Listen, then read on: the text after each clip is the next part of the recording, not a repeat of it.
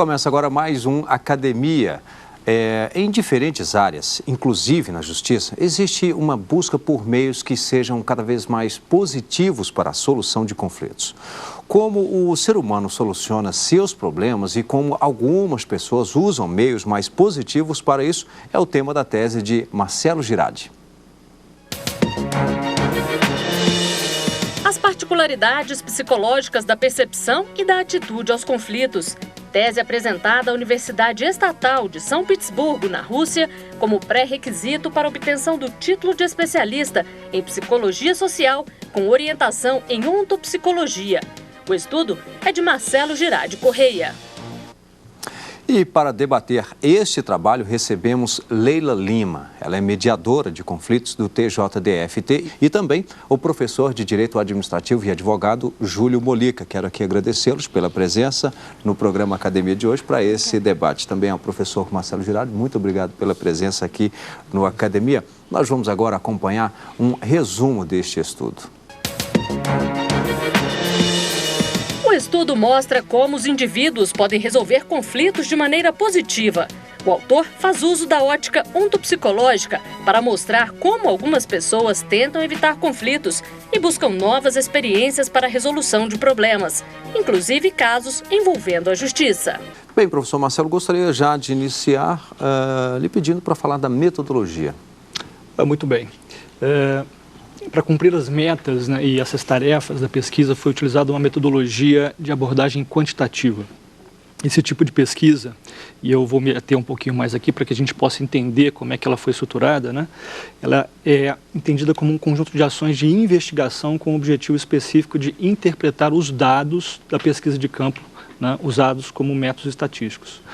O estudo foi realizado, então, nas seguintes etapas. Primeiro, a definição do problema, né, dos objetivos e uma revisão bibliográfica. Depois, a escolha dos instrumentos, né, de pesquisa e desenvolvimento de um instrumento específico para medir o nível de maturidade pessoal. Nesse caso, eu construí, a partir de um grupo, de um conceito específico, um instrumento para que a gente pudesse fazer essa medição.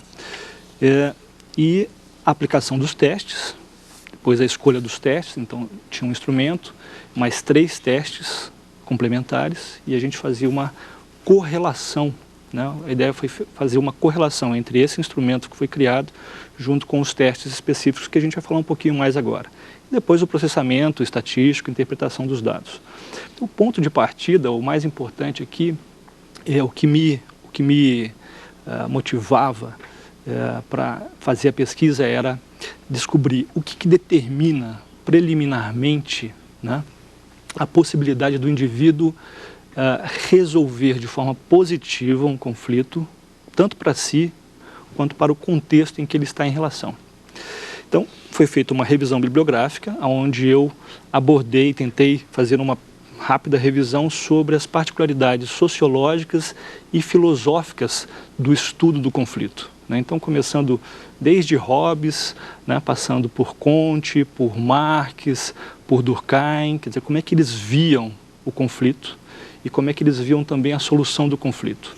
Isso dentro de uma perspectiva sociológica, né? Depois, seguindo por Georg Simmel, né, o Georg Simmel, que é considerado, vamos dizer assim, na sociologia, o pai, né, do estudo, da teoria, né, quem começa a falar sobre uma teoria do conflito, efetivamente, e vamos até a moderna teoria do conflito, passando, né, saindo com esses pensadores da Europa e depois dando continuidade com pensadores nos Estados Unidos, ali, com Lewis Coser, com Ralph Dahrendorf, que também trazem novamente essas informações e trazem uma novidade. Depois passamos por Rapoport, por Bowden e até chegar ali em Morton Deutsch, né, e falar um pouquinho sobre a moderna teoria do conflito. Depois, em seguida, eu faço uma análise sobre as particularidades psicológicas, né, dos estudos em relação ao conflito. E aí a gente começa com Freud, né, Freud, todo o estudo que Freud fez e a novidade que ele traz sobre o inconsciente, né? Ou seja, o primeiro conflito começa ali, né, e ele entende que o primeiro conflito é entre o instinto de vida e o instinto de morte, né? Eros e Thanatos, e tenta construir uma teoria que permite explicar, né, por que depois esses conflitos são manifestados internos, são manifestados externamente nos seus comportamentos.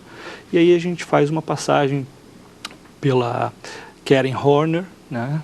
Karen Horner, que também era uma discípula de Freud, depois traz uma novidade diferente.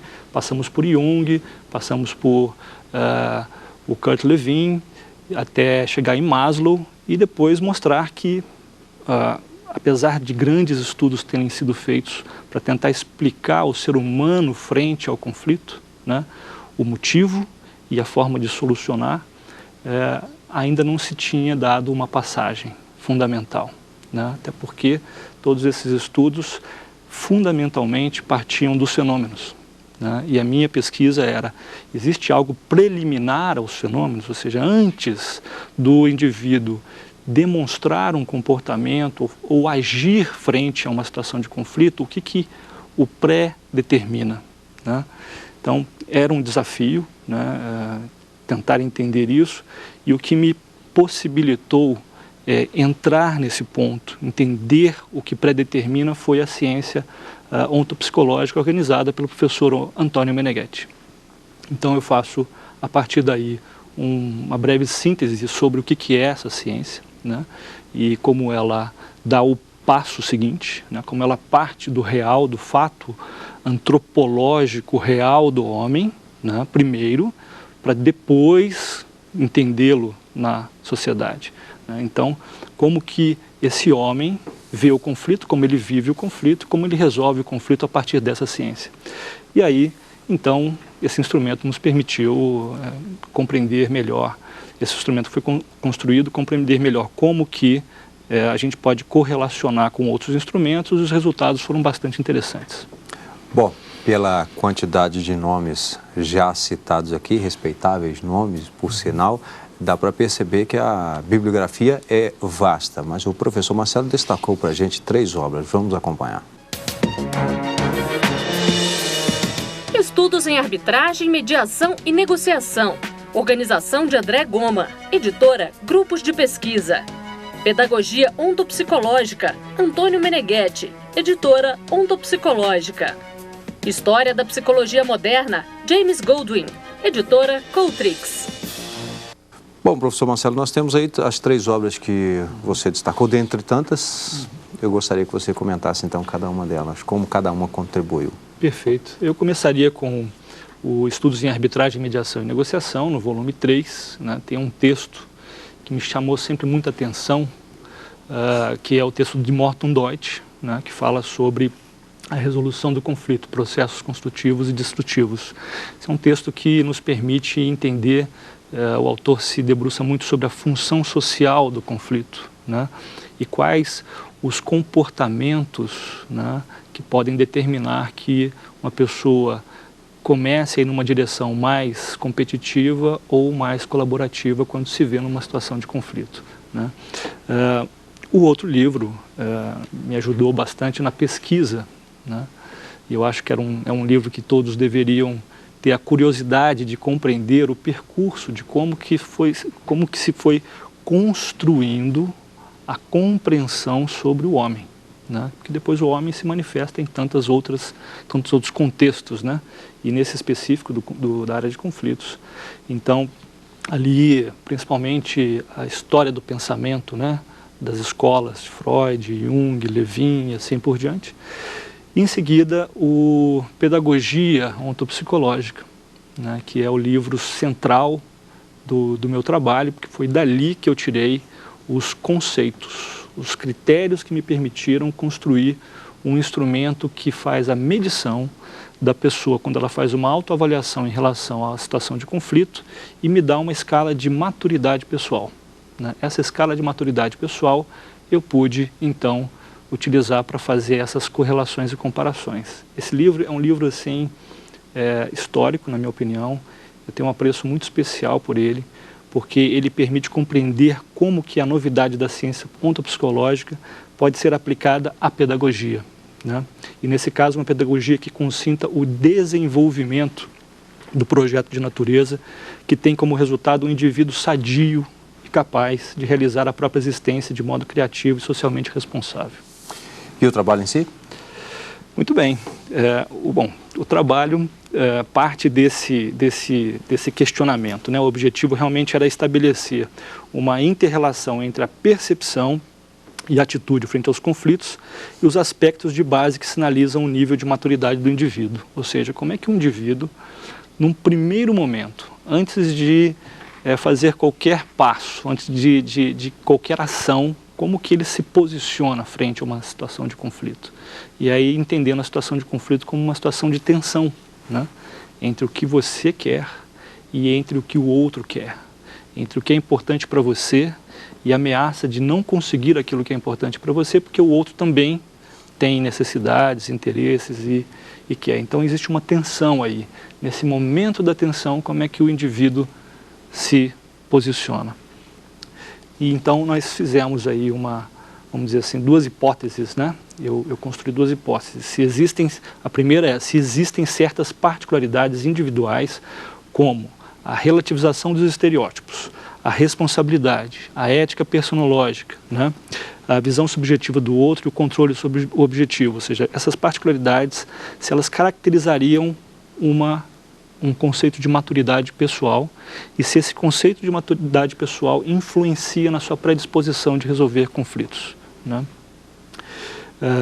Essa foi feito com uma amostra. A amostra tinha aí metade, vamos dizer assim, de gênero masculino, metade de gênero feminino. É uma amostra bastante equilibrada em relação à questão de graduação, pós-graduação, né? O nível de escolaridade, níveis sociais, enfim, e idade, né? Pegamos desde jovens até pessoas com mais de 70 anos. Então, para entender, né, se esse público pensava da mesma forma. Então, foi feita uma breve análise, né, sobre esses conceitos, consegui construir um instrumento, né, que fala sobre ética personológica. Ele avalia a pessoa, né, de acordo com uma situação de conflito, onde a pessoa, se ela consegue perceber antes de qualquer movimento que o que é importante para ela vem em primeiro lugar, né? E se depois isso se reflete, né, num resultado positivo para ela ou não no conflito. Muitas vezes ela deixa de fazer o que é importante para ela e numa situação de conflito ela acaba cedendo ou fugindo ou não querendo resolver, né? Foi analisado a questão da responsabilidade, ou seja, frente a um conflito, a pessoa se posiciona como uma resposta, né, quando ela, na existência, no curso da existência dela, onde ela é provocada numa situação de contradição, por exemplo, ela se posiciona para, né, responder. E como ela faz isso, né? Relativização dos valores sociais, que é o outro item, que é você tem capacidade de se adaptar aos vários tipos de situação, mantendo sempre o que é importante para você, né?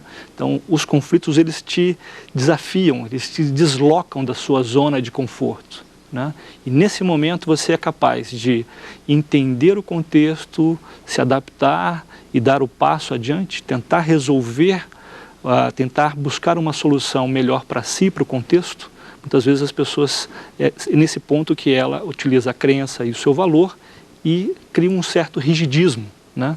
Então por isso que ele tenta combater o outro, né, para que o outro aceite seus pontos. Em seguida, a visão subjetiva do outro, que é considerar o outro como um sujeito também. Tem mais detalhes sobre isso, claro, na pesquisa. O conceito é um pouco mais profundo.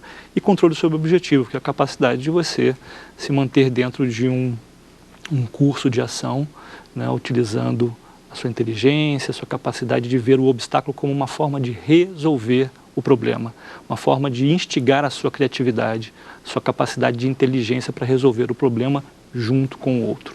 Nós vamos a um rápido intervalo, na sequência eu volto já com o debate. Estamos de volta com a Academia hoje, debatendo a tese As particularidades psicológicas da percepção e da atitude aos conflitos. O trabalho é de Marcelo Girardi Corrêa. Nós vamos agora conferir algumas teses e dissertações que estão disponíveis no mercado editorial. Fato tributário, revisão e efeitos jurídicos. Karen Dias, editora Noeses. Estudo sobre coisa julgada e controle de constitucionalidade. Luiz Delore, editora Forense. Tributos sobre comércio exterior. Lisiane Meira, editora Saraiva.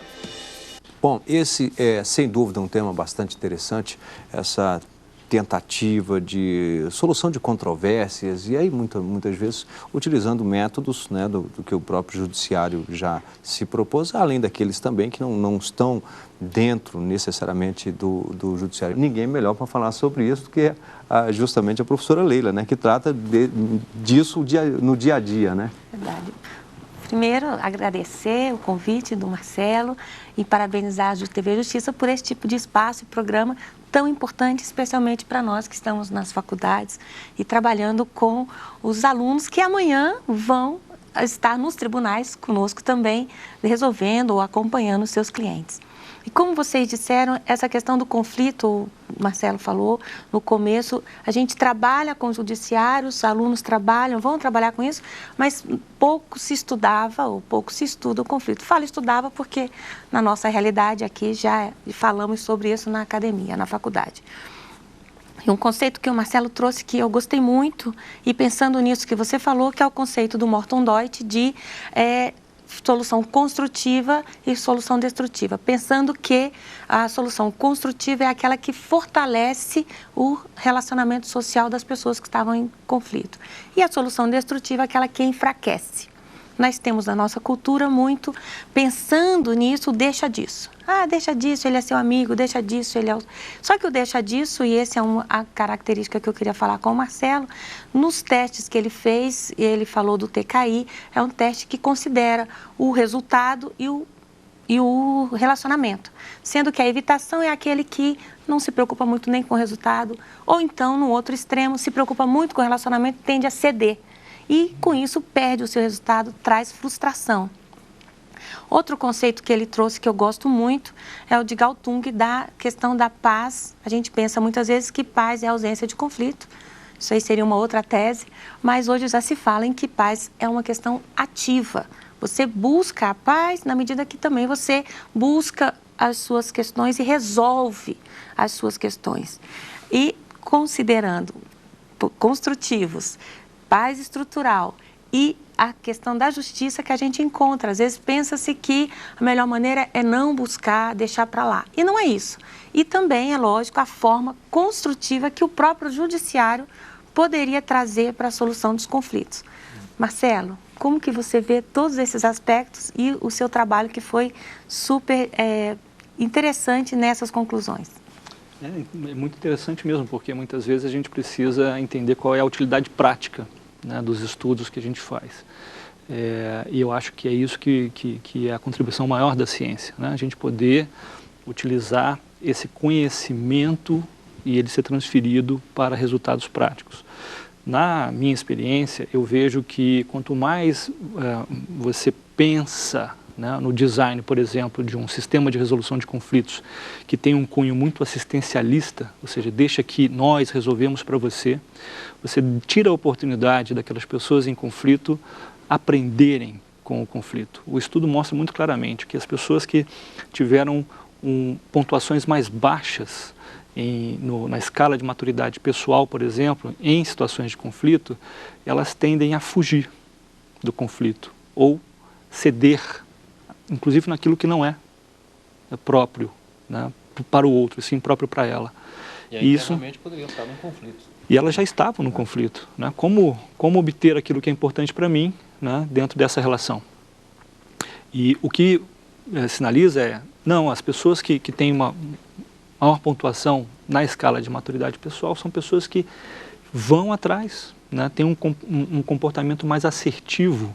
O fato depois é como conseguir aquilo que é importante para mim, de forma que isso seja benéfico também para o outro. E aí entra exatamente o ponto do consenso, o ponto da forma de resolver um conflito colaborativa, integrativa, porém que exige do sujeito uma primeira percepção de que ele tem que ir atrás. A mesma coisa para as organizações, né? Os tribunais devem olhar o conflito de frente, né, recebê-lo receber as pessoas e ajudar nas mediações, nas conciliações, nas oportunidades de autocomposição indireta daquele conflito, criar uma pedagogia social, né? Dar para as pessoas a possibilidade, a capacidade, o protagonismo de resolver os seus conflitos. Professor Júlio. Primeiramente, parabéns pelo trabalho. Com certeza vai auxiliar bastante a gente a entender o conflito, o que é o conflito, que é a base da atividade jurisdicional hoje. Né? Como foi dito anteriormente, hoje a gente tem um sistema assistencialista, onde se transfere para o Estado a solução de conflito entre duas partes. Né? E também, já como mencionado antes, o curso de graduação em Direito, especificamente, se baseia na formação de defensores, né? Defender o interesse de cada uma das partes, o que gera um conflito, a solução de um conflito efetivamente litigiosa, sem muita conversa, sem muito debate. Talvez falte aí essa formação sobre o que é o conflito, o que efetivamente gera o conflito e como solucionar isso. Marcelo, a minha pergunta especificamente é: como você vê isso na formação de um acadêmico de direito? É necessário? Qual a importância de entender toda essa parte que gera o conflito e como cada um entende individualmente e dentro de um contexto social? É uma pergunta muito interessante, professor Júlio, porque ela nos remete à reflexão não só do universo do direito, mas no universo do ser humano como um todo, né? Como nós olhamos muito para os fenômenos, né? E tentamos defini-lo, compreendê-lo, né? Então, o que é o conflito, né? Qual é a sua dinâmica e assim por diante. Porém, o conflito é um depois. Primeiro vem o homem. Então, compreender primeiro o ser humano e o ser humano frente ao conflito. Por que o ser humano entra em conflito? Como que ele resolve o seu conflito? Então, esse conhecimento ser trazido, sim, para dentro das faculdades, da formação do indivíduo como um todo. Ou seja, a formação humanista prevê isso, né? Uma formação integral do ser humano, para que ele entenda primeiro o ser humano e depois como que ele atua, como ele age nos diversos contextos que ele escolhe, né, para se desenvolver. E depois como ele resolve a si mesmo, que é o primeiro conflito, resolvendo a si mesmo, como ele resolve o ambiente, né? Então, a primeira indagação é como o ser humano resolve o seu conflito. É possível o ser humano resolver o seu conflito? E isso na pesquisa, em algum momento eu trago como uma reflexão feita na ciência ontopsicológica, pelo professor Antônio Meneghetti, que é, ao longo do tempo, tanto religião, quanto a sociologia, quanto a história, quanto, né, as análises psicológicas, entendiam o homem como sem solução, né? O homem já como um pecador de nascença, né? Um homem como um motor de conflitos. Então, o conflito não pode ser previsto na natureza, né? O que pode ser previsto é a capacidade de resolver as situações que nós chamamos de conflito de forma positiva, construtiva, né? Então, ensinar isso ao ser humano em formação é fundamental, porque nós estamos falando de relações humanas.